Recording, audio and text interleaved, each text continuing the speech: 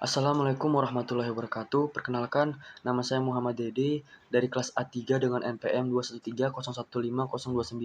Di sini saya akan memaparkan materi terkait dengan perikatan yang lahir dari undang-undang sebagai pemenuhan tugas mata kuliah hukum perikatan yang diampu oleh Bu Priscilla.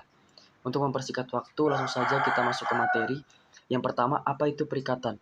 Perikatan adalah suatu peristiwa ketika seseorang telah sepakat untuk mengikatkan diri, baik secara lisan maupun tertulis, untuk membuat perjanjian yang akan menimbulkan hak dan kewajiban di antara para pihak yang melakukan kata sepakat. Ada dua sumber lahirnya perikatan, yaitu perikatan yang lahir dari undang-undang dan perikatan yang lahir dari perjanjian. Pada dasarnya, perikatan lahir karena undang-undang atau perjanjian yang melahirkannya.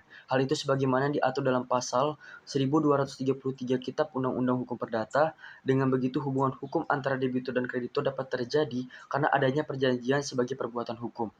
Berdasarkan pasal 1352 Kitab Undang-Undang Hukum Perdata, perikatan yang lahir dari undang-undang terdiri dari dua bagian, yaitu perikatan yang bersumber dari undang-undang saja dan perikatan yang bersumber dari undang-undang sebagai akibat perbuatan manusia.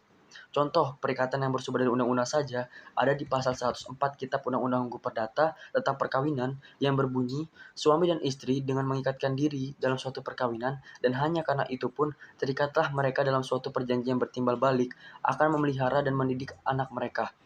Yang kedua ada di pasal 625 Kitab Undang-Undang Hukum Perdata tentang perkarangan yang berbunyi antara pemilik-pemilik perkarangan yang satu sama lain bertetanggaan adalah pelaku beberapa hak dan kewajiban, baik yang berpangkal pada letak perkarangan mereka karena alam maupun yang berdasar atas ketentuan-ketentuan undang-undang. Sedang ketentuan dalam pasal 1353 Kitab Undang-Undang Hukum Perdata menjelaskan bahwa perikatan yang bersumber dari undang-undang karena perbuatan manusia dapat dibedakan menjadi dua, yaitu bersumber dari perbuatan manusia menurut hukum atau perbuatan yang halal, dan yang kedua ada bersumber dari perbuatan manusia yang melanggar hukum. Contoh perbuatan menurut hukum: mengurus kepentingan orang lain dengan sukarela sesuai dengan ketentuan pasal 1354 Kitab Undang-Undang Hukum Perdata. Yang kedua ada pembayaran tak berhutang sesuai dengan ketentuan dalam pasal 1359 ayat 1 Kitab Undang-Undang Hukum Perdata.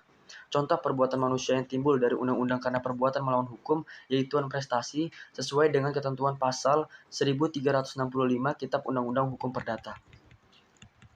Perikatan hukum yang dari undang-undang dapat mengambil berbagai bentuk. Yang pertama, ada perikatan berdasarkan undang-undang perdata. Contohnya adalah kewajiban orang tua memberi nafkah kepada anak-anak mereka atau kewajiban penjual memberikan barang sesuai dengan kontrak jual beli.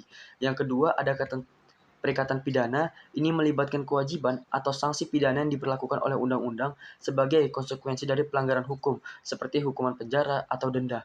Yang ketiga, perikatan pajak. Perusahaan memiliki kewajiban membayar pajak sesuai dengan undang-undang pajak yang berlaku di wilayahnya. Yang keempat, ada perikatan administratif, kewajiban yang timbul sebagai hasil dari peraturan administratif atau keputusan pemerintah. Yang kelima, perikatan imbalan kerja, kewajiban majikan terhadap pekerja seperti kewajiban untuk memberikan tunjangan sesuai dengan undang-undang ketenagakerjaan. Bentuk-bentuk ini akan mencerminkan sebagai aspek hukum yang mengatur hubungan antara individu, organisasi, dan pemerintah dalam masyarakat. Selanjutnya yakni ada kekurangan dan kelebihan dari perikatan yang lahir dari undang-undang. Yang pertama yaitu kekurangan yang lahir dari undang-undang, ada ketidakfleksibelan. Perikatan yang timbul dari undang-undang dapat terasa kaku dan kurang fleksibel karena tidak melibatkan negosiasi antara pihak-pihak yang terlibat. Yang kedua ada ketidaksetaraan. Dalam beberapa kasus, perikatan yang diatur dalam undang-undang mungkin tidak selalu menciptakan keseimbangan yang adil antara pihak-pihak yang terlibat. Yang ketiga ada proses hukum. Penegakan perikatan hukum yang seringkali memerlukan proses hukum yang panjang dan kompleks yang dapat menimbulkan biaya dan waktu yang signifikan. Selanjutnya ada kelebihan perikatan yang lahir dari undang-undang. Yang pertama, ada kepastian hukum. Adanya perikatan hukum memberikan kepastian hukum bagi masyarakat, mengatur perilaku, dan memberikan kerangka kerja yang jelas untuk hubungan antara individu dan organisasi. Yang kedua, ada perlindungan hukum. Perikatan hukum seringkali dirancang untuk melindungi hak dan kepentingan pihak yang lemah atau rentan seperti hak pekerja dan hak anak. Ketiga, ada keadilan sosial. Perikatan lahir dari undang-undang dapat digunakan sebagai alat untuk mencapai tujuan keadilan sosial, seperti distribusi kekayaan yang lebih merata atau perlindungan lingkungan.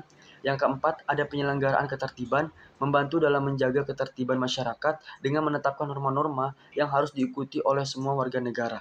Sementara perikatan yang dari dari undang-undang memiliki kekurangan dan kelebihannya. Penting untuk menanamkan bahwa implementasinya dapat bervariasi tergantung pada konteks hukum dan sosial suatu negara. Mungkin ini saja presentasi dari pemaparan materi terkait dengan perikatan yang lahir dari undang-undang. Kurang lebihnya dari apa yang saya sampaikan mohon untuk dimaafkan. Wabillahi taufiq wal hidayah. Wassalamualaikum warahmatullahi wabarakatuh.